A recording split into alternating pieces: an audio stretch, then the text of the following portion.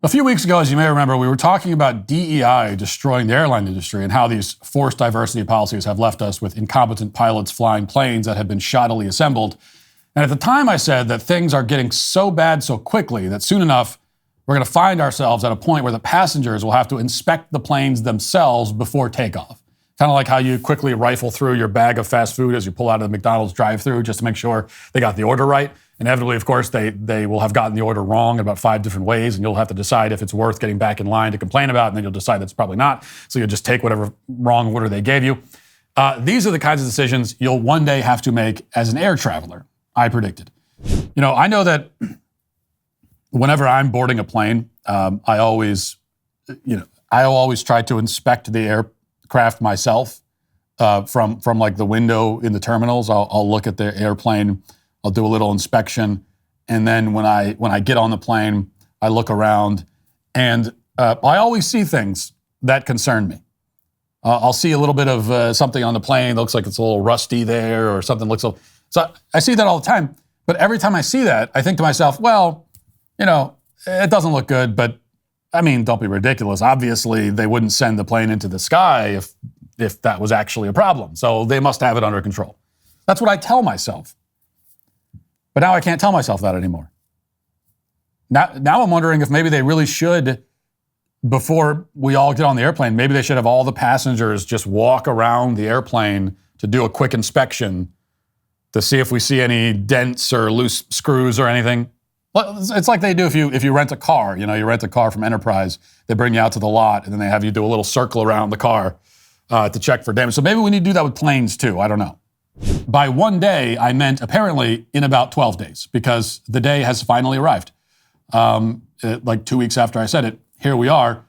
From the New York Post, quote, a New York-bound Virgin Atlantic flight was canceled just moments before takeoff last week when an alarmed passenger said he spotted several screws missing from the plane's wing.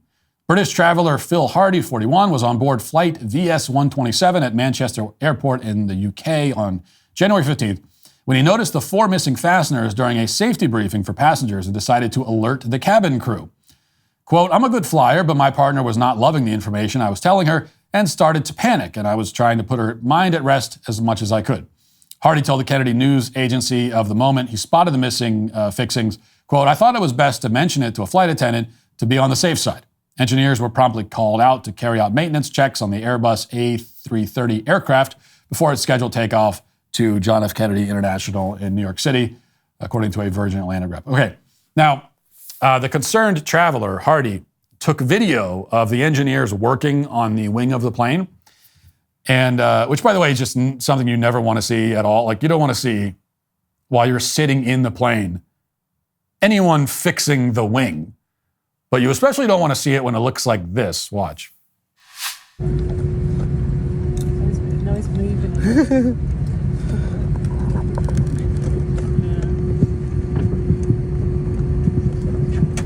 No, he's just spreading them out. Did he? No, just one. First of all, as a casual viewer who is not at all an expert in aircraft engineering or any other kind of engineering, it did appear to me that he removed the screw from one hole and then screwed it into a different hole. And maybe I'm misinterpreting what we just watched there. Hopefully I am. I must also say that it's rather disturbing to see the guy using a regular Phillips screwdriver. I guess I always assume that they use very powerful, like industrial-grade electric screwdrivers that you can't even find at Lowe's, you know, to fasten all the screws and bolts on the plane. But watching the guy apparently spreading the screws around because he doesn't have enough, and using a regular manual screwdriver that he found in his junk drawer, he looks like me clumsily trying to assemble a side table from IKEA. And I'm terrible at assembling anything that is not made out of Lego blocks. So it's deeply concerning that I can relate so much to a video of a guy working on the wing of a passenger aircraft.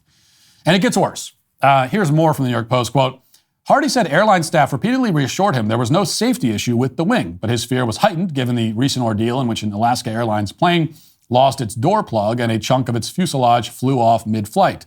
Both Virgin and Airbus stressed there was no impact to the safety of last week's aircraft despite the missing fixings.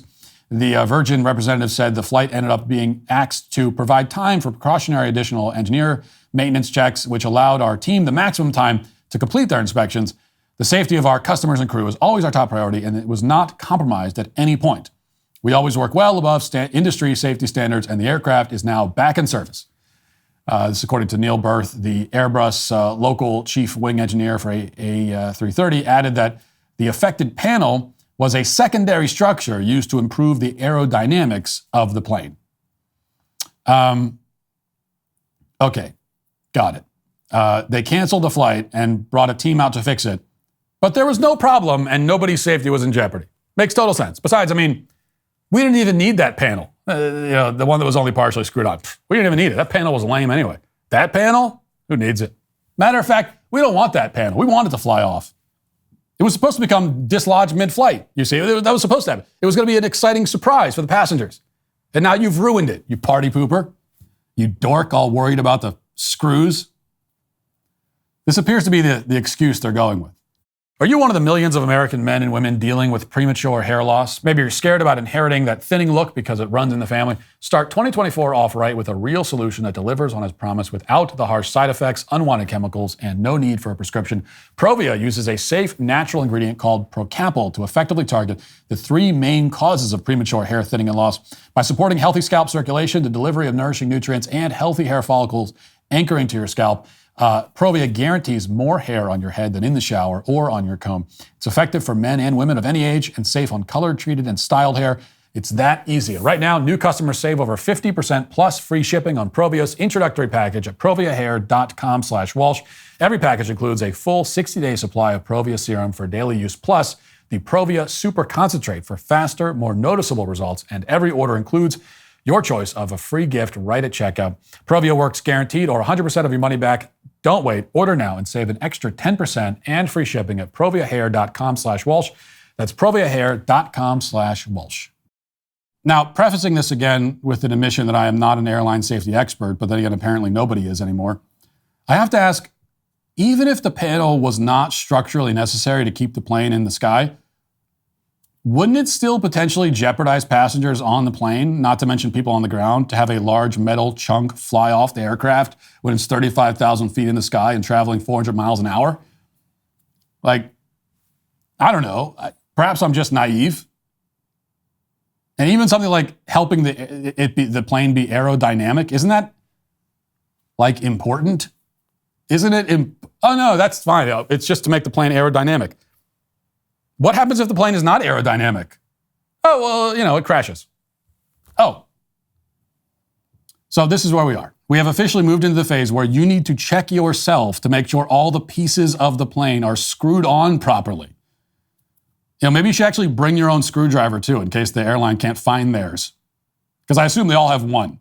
They only have one screwdriver. Maybe bring a couple rolls of duct tape as well, just in case.